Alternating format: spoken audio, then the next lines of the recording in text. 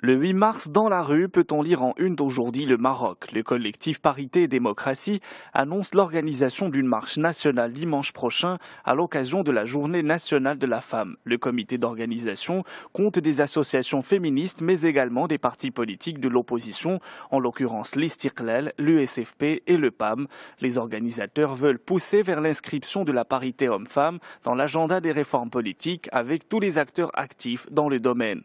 Les Échos s'intéressent à l'immobilier. Quel plan pour sortir de la crise, s'interroge le journal. Après une année 2014 difficile, 2015 serait celle des restructurations dans le secteur où les grands promoteurs ont décidé de réviser leur business plan en optant notamment pour le désendettement, la réduction des stocks sur tous les types de produits pour rassurer le marché, ainsi que le désinvestissement des actifs non stratégiques.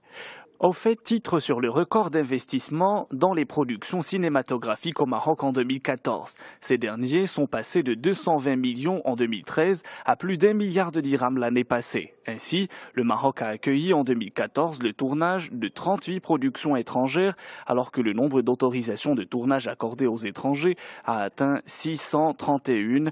Les productions étrangères tournées au Maroc sont essentiellement américaines, anglaises, françaises, allemandes, canadiennes, belges et italiennes. En Algérie, la presse suit de près ce qui se passe à Ain Salah.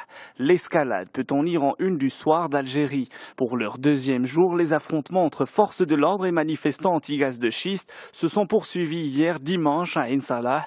Après 60 jours de protestation contre l'exploration du gaz non conventionnel au sud du pays, les événements semblent prendre une tournure inquiétante, écrit le journal. El Watan parle d'une nouvelle vague de répression à Ain Salah et recense une dizaine de blessés. La Ligue algérienne de défense des droits de l'homme a dénoncé la répression de la manifestation pacifique. La population a tout de même repris hier possession de l'emblématique esplanade de la résistance au gaz de schiste. Toujours dans l'actualité algérienne, à retenir un chiffre inquiétant, les accidents de la route ont fait 5000 morts l'an dernier en Algérie, nous informe Liberté. Un phénomène inédit ressort dans l'analyse des données chiffrées pour 2014. Plus de 10% des sinistres ont été provoqués par les sans-permis. Nicolas Sarkozy est en une du Figaro. Dans un entretien exclusif au quotidien, l'ancien président de la République dénonce le bilan de François Hollande et avance plusieurs propositions pour relancer l'économie française. Il défend le rôle clé de l'entreprise et prône une réduction simultanée des dépenses publiques et des impôts. Le dossier explosif est de retour, lit-on dans Direct Matin. Il s'agit du dossier du nucléaire iranien. Après 12 ans de crise diplomatique et un an de négociations intensives, le dossier iranien va-t-il enfin se refermer, s'interroge le quotidien. Le groupe D6 et l'Iran se retrouvent cette semaine à Montreux en Suisse pour d'intenses discussions censées déboucher sur un accord politique fin mars, puis sur un accord technique 3 mois plus tard.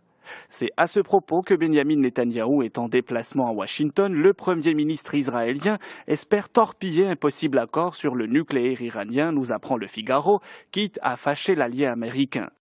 On termine avec un mot de technologie. Samsung a présenté les derniers nouveau-nés de ses smartphones depuis le World Mobile Congress de Barcelone, dont l'un au bord recourbé. Les Échos s'intéressent notamment au Samsung Galaxy S. L'entreprise sud-coréenne mise beaucoup sur ce smartphone pour contrer l'iPhone 6 d'Apple.